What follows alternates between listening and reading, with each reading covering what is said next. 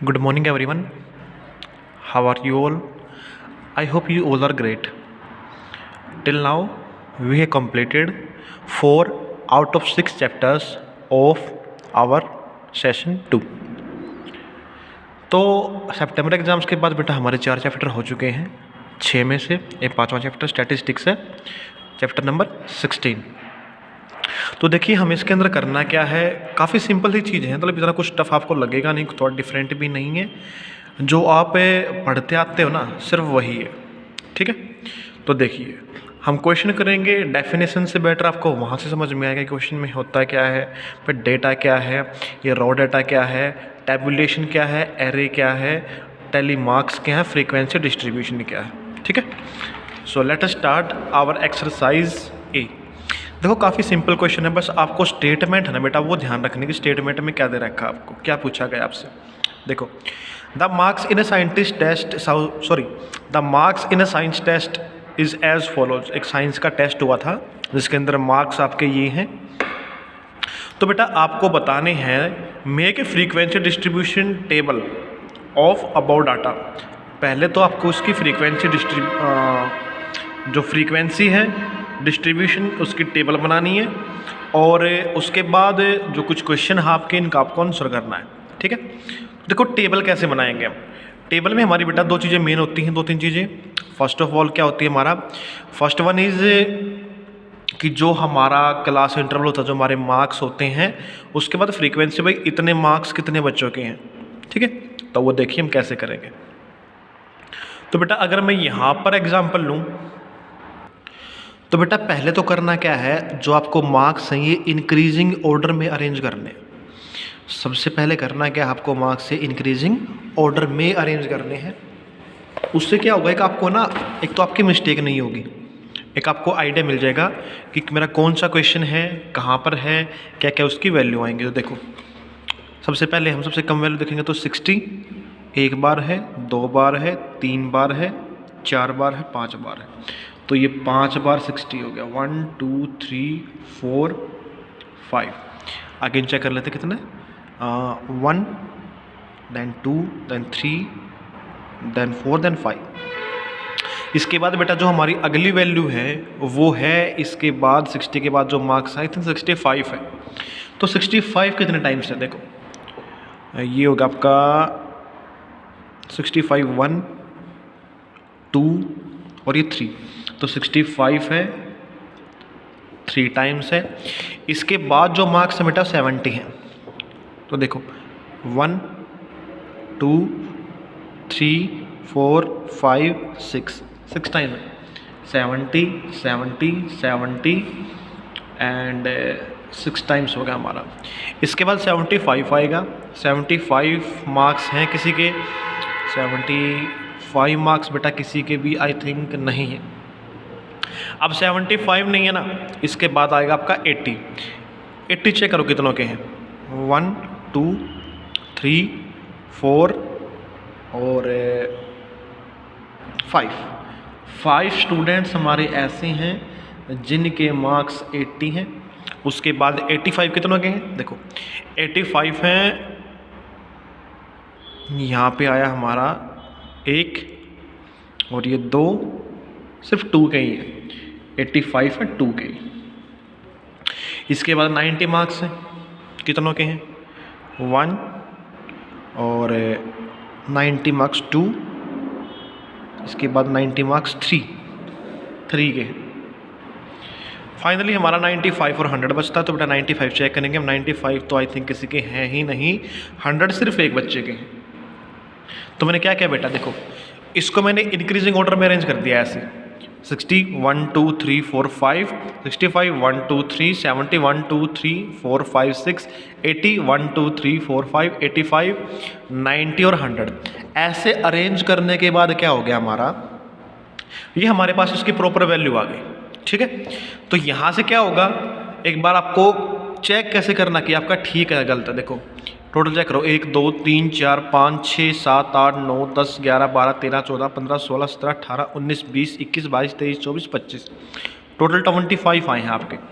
यहाँ चेक करो टोटल कितने, 1 2 3 4 5 6 7 8 9 10 11 12 13, 14, 15, 16, 17, 18, 19, 20, 21, 22, 23, 24, 25, यानी कि हमारा डाटा जो कंप्लीट है। अब देखो बेटा, अगर जो हमारा इसकी जो टेबल बनेगी, टेबल कैसे बनेगी, तो हमारे पास देखो मार्क्स कितने कितने हैं, 60, 65, 70, 80, 85, 90, 100, ये हो गए बेटे हमारे मार्क्स हो गए हमारे ये। इसके बाद आएगा आपका यहाँ पर टैली मार्क्स, हो गया। और इसके बाद आएगी बेटा हमारी फ्रीक्वेंसी। टेबल कोई भी हो, जो डाटा आपको दे रखा है वो यहाँ पर आएगा, टैली मार्क्स और फ्रीक्वेंसी हमारे सेम रहेंगे। अगर यहाँ पर स्टूडेंट्स होते तो नंबर ऑफ स्टूडेंट्स, और मंथ्स होते तो मंथ्स, डे होते तो डे। तो देखो 60 कितने बच्चों के मार्क्स, 1 2 3 4 5 हो गया। 65 कितने हो गए, 65 है 3 के। 70 1 2 3 4 5 6 के। और 80 1 2 3 4 5, 80 है बेटा 5 के, 85 2 के हैं, 93 के हैं और 100 1 का है। टोटल हमारे पास है 25। अब टैली मार्क्स कैसे आएंगे, जैसे 5 है तो बेटा 5 हम लिखते हैं 1 2 3 4 5, ऐसे 4 तो बिल्कुल सीधे, और जो 5वां आएगा इसके क्रॉस करेगा बिल्कुल, ठीक है।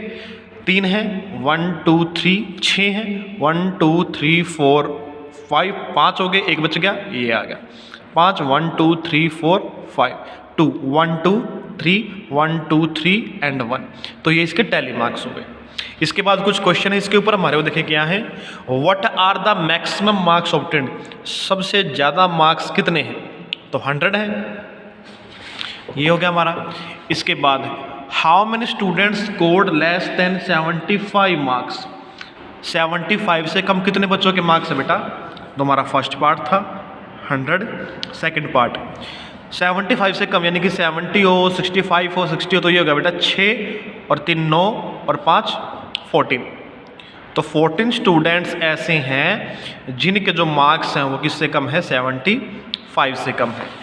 इसके बाद जो हमारा नेक्स्ट पॉइंट है, how many students scored 80 marks और अबव, किन बच्चों के मार्क्स 80 से ज़्यादा हैं, तो 80 तो ये होगी इससे ज़्यादा, 85 हो गए, 90 हो गए, 100 हो गए, तो ये हो गया हमारे पास में 6 स्टूडेंट्स, ऐसा हो गया। इसके बाद जो नेक्स्ट पॉइंट है वो क्या है, how many students appeared in the test, total test कितने बच्चों ने दिया, तो बेटा ये दिया 25 स्टूडेंट्स, 25 स्टूडेंट्स ने। ये हो गया हमारा क्वेश्चन नंबर 1। इसके बाद जो क्वेश्चन नंबर 2 है वो देखिए क्या है, सारे क्वेश्चन आपके ऐसे ही हैं। देखो एक तो तरीका था बेटा ये कि हम इसको पहले इंक्रीजिंग ऑर्डर में अरेंज करेंगे फिर करेंगे। सिंपल अगर मैं इसका बताऊं, फ्रीक्वेंसी टेबल का देखो, number of hours per week spend on home study by class 28 of students of school, एक स्कूल के 28 स्टूडेंट हैं जो अपने घर पर बैठकर स्टडी करते हैं, आपको उसकी टेबल बनानी है। तो टेबल में क्या करेगा, आपके जो हावर्स हैं, टैली मार्क्स हैं और फ्रीक्वेंसी है। इसमें थोड़ा सा आपका जो वर्क है थोड़ा सा इंक्रीज होता है, वो क्या होता है, देखो सबसे कम चेक करो कितने हैं, सबसे कम है यहाँ पर 4 कितनों के हैं, 1 2 3, तो बेटा 4 हावर पढ़ने वाले बच्चे कितने हैं, 3, टैली में इसके 3 बन गए, 4 हो गया। इसके बाद तो कितना है, 5, चलो पहले मैं एक बार यहीं लिख दूँ, 4 3 है और 5 हावर पढ़ने वाले 1 2, इसके बाद 3, तो 5 हावर पढ़ने वाले 3 हैं, 6 हावर पढ़ने वाले 1 2 3 4 5 6 7 8 है। इसके बाद 7 आवर पढ़ने वाले 1 2 3 4 5 6 7 8 9 10, ये 10 है। इसके बाद 8 आवर पढ़ने वाले, ये हो गया हमारे पास में 1 2, ये 2 हैं। और उसके बाद 9 हावर पढ़ने वाले 1, और ये सिर्फ 1 ही है, और 10 भी पढ़ने वाला 1 ही बच्चा है। तो पहले आप टोटल करो, ये हो गया आपका 3 और 3 6 और 8 14 और 10 24 और 4 28, 28 पूरे हो गए ना। इसने बच्चे बताए कितने थे, 28 ही बताए, तो ठीक है। तो फ्रीक्वेंसी में देखो कैसे बनेगी हमारी। तो बेटा 5, 6, 7, 8, 9, 10 आपका 5 पढ़ने वाले बच्चे 3 हैं तो 3 हो गया। इसके बाद 6 पढ़ने वाले 8 हैं तो 1, 2, 3, 4, 5, 6, 7, 8 हो गया। इसके बाद हमारा 7 पढ़ने वाले 10 हैं तो 1, 2, 3, 4, 5, 6, 7, 8, 9, 10। इसके बाद जो हमारा 8 पढ़ने वाले 2 हैं, 1, 2, 1 है फिर 1 है।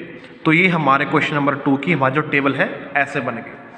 ठीक है, इसके बाद हमारे कुछ क्वेश्चन दे रखे हैं इसके साथ। वो क्वेश्चन क्या है देखिए, what is maximum number of hours spent on home study per week. सबसे ज़्यादा बच्चे ने कितने हावर पढ़ाई के, तो 10 की है, इसका आंसर 10 हो गया। इसके बाद number how many students spent more than 7, 7 से ज़्यादा कितने हैं, तो 7 से ज़्यादा कितने हैं, 1, 2, 3, 4 ही हैं। इसके बाद what is minimum number of hours spent on home study, सबसे कम कितने हैं, 4 आवर्स हैं। ये 4 स्टूडेंट्स हैं, ये 10 आवर है।